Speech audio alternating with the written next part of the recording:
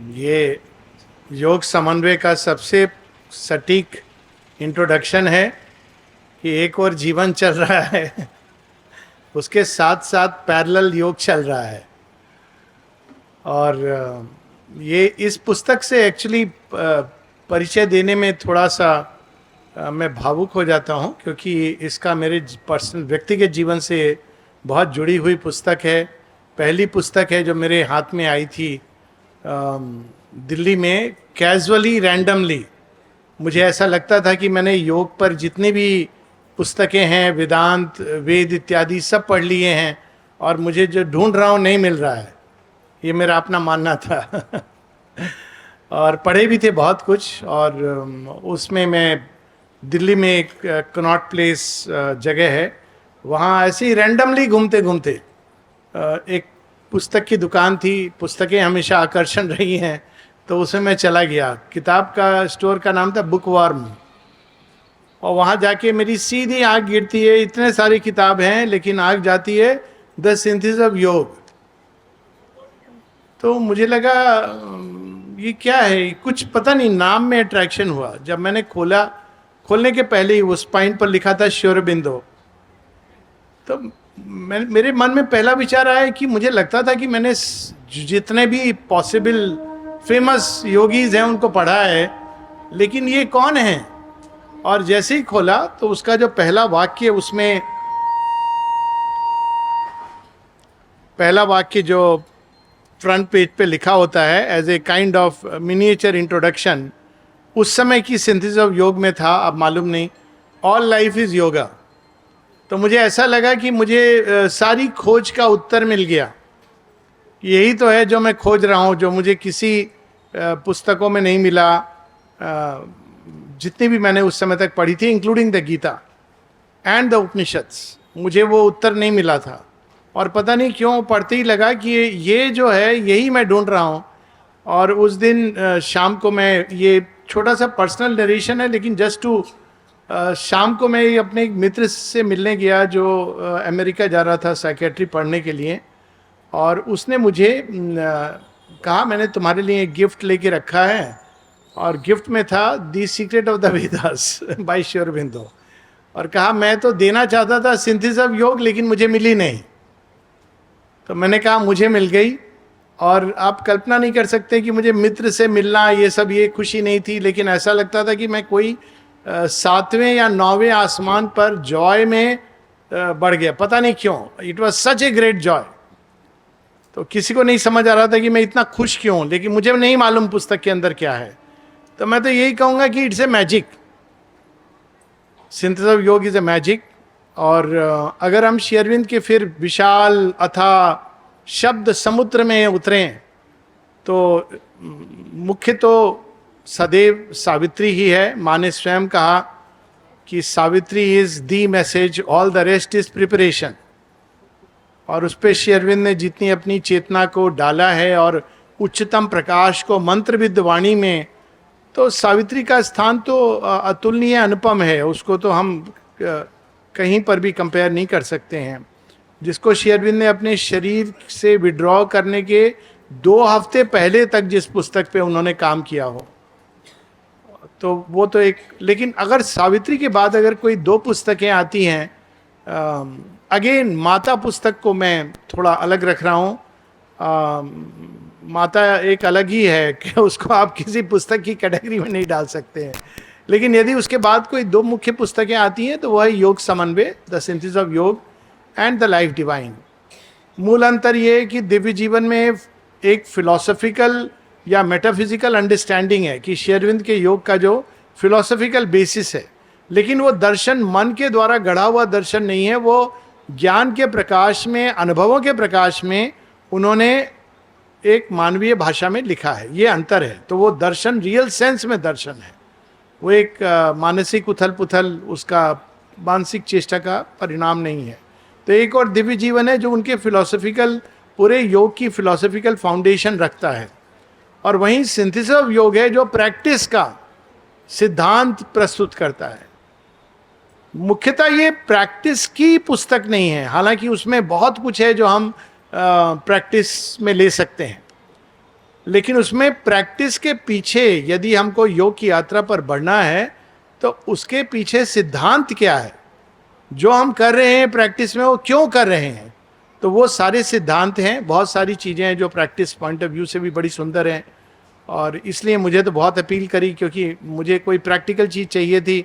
ये नहीं कि माथे में तो सब आ गया लेकिन कुछ भी रियलाइज़ नहीं हुआ। और उस बुक से मेरा अनुभव भी ऐसे ही हुआ, चूँकि इसकी बात हो रही है। उसके ही बाद भगवान की बड़ी कृपा थी कि मुझे लद्दाख में 3 महीने के लिए भेज दिया गया था। तो लद्दाख में वहाँ मैं अकेला था, एक गुफा जैसी जगह थी, बंकर, वो सब ठंडी रहती है वहाँ, और काम ज़्यादा नहीं होता है, पर एक डॉक्टर की ज़रूरत है। और मेरी कंपेनियन उस समय सिंथेसिस ऑफ योग थी, और पता नहीं क्या होता था कि मैं एक चैप्टर पढ़ता था तो मुझे ऐसा लगता था कि मुझे उसका एक्सपीरियंस हो रहा है। तो मुझे बहुत आश्चर्य होता था कि ये तो मैं पढ़ रहा हूँ लेकिन इसका एक्सपीरियंस हो रहा है, और ये चलता रहा थ्रू आउट सिंथेसिस ऑफ योग। तो वो मेरा एक इनिशिएशन बुक के रूप में भी थी, जो भारतीय वायुसेना का आउटपोस्ट सबसे ऊपर, वहाँ पर और कोई कंपनी नहीं थी, सिंथेसिस ऑफ योग थी। यहाँ तक कि डिनर वगैरह भी करना मैंने छोड़ दिया था, क्योंकि उसकी बड़ी फॉर्मेलिटीज़ होती थी। तो मेरे कमरे में खुमैनी रहती थी, जो वहाँ लेह लद्दाख में मिलती है, और बाद में वो लोग खुद भेजने लगे कि नहीं नहीं डॉक्टर साहब आप कुछ खा लीजिए। और सिंथेसिस भोजन थी, सिंथेसिस निद्रा थी, सिंथेसिस जीवन था, अद्भुत है। इसका क्या मैं कहूँ, वाणी रुक जाएगी, इसीलिए मैंने कहा मैं थोड़ा इमोशनल हूँ इस पुस्तक के बारे में। तो इस पुस्तक में मुख्य रूप से, अब अगर हम गीता को पढ़ें तो गीता भी एक सिंथेसिस है योग का, उसमें त्रिमार्ग है। इट्स एन इंटीग्रल योग गीता में जो दिया गया है, लेकिन मुख्यतः उसमें भक्ति, ज्ञान, कर्म, और बीच में राजयोग का भी वर्णन है, पर मुख्यतः उसमें या हम सीक्वेंस में लें तो ज्ञान, कर्म और भक्ति, ये सीक्वेंस है गीता में। लेकिन ऐसा लगता है कि श्री कृष्ण बहुत जल्दी में है क्योंकि युद्ध की वेला है, और अर्जुन क्या प्रश्न पूछ रहे हैं उसके हिसाब से वो उत्तर दे रहे हैं। अर्जुन के प्रश्न एक राजसिक व्यक्ति के प्रश्न हैं, जो जीवन के प्रैक्टिकल क्वेश्चंस हैं जो लाइफ में आते हैं, लेकिन उसके पीछे एक फिलॉसफी भी है। तो लगता है कि श्री कृष्ण कहीं जाते जाते रुक जाते हैं। ऐसे जैसे मेरे मित्र कई लोग जानते भी होंगे, छोट नारायण जी कहते थे, it seems Shri Krishna is knocking at the gates of the super mind but is not opening it. क्योंकि ओपनिंग करने के लिए उन्होंने श्री अरविंद के रूप में आने का सोच लिया था। तो कई सारे प्रश्न हैं जो गीता पढ़ के लगता है कि अरे श्री कृष्ण ने इसको और विस्तार से क्यों नहीं बताया। वो सारे सिंथेसिस ऑफ योग में श्री अरविंद लेते हैं। तो पहले तो इसको हम श्रीमद् भगवत गीता का एक एक्सटेंशन, लेकिन केवल एक्सटेंशन नहीं है, वह सब भी है जो श्री कृष्ण मानो कहना चाहते हैं लेकिन नहीं कहते हैं। लोक संग्रहार्थ, मार्च ऑफ मैनकाइंड, कहाँ जा रहा है ये नहीं कहते हैं। तो वो सिंथेसिस ऑफ योग में उसकी बात आती है, पूर्णता की बात आती है। तो सिंथेसिस ऑफ योग में 5 मुख्य भाग हैं। पहला भाग इंट्रोडक्शन है, जिसकी पहले 2 चैप्टर की बात। फिर दूसरा भाग जो है उसमें योगा ऑफ डिवाइन वर्क, क्योंकि कर्म से हमारा सबसे निकटतम संबंध होता है। फिर कर्म के पीछे आधार क्या है, ज्ञान योग। ज्ञान योग के और कर्म योग दोनों कहाँ ले जाने चाहिए हमको, जिससे पता चले कि हम सही दिशा में ले जा रहे हैं। दैट इज भक्ति।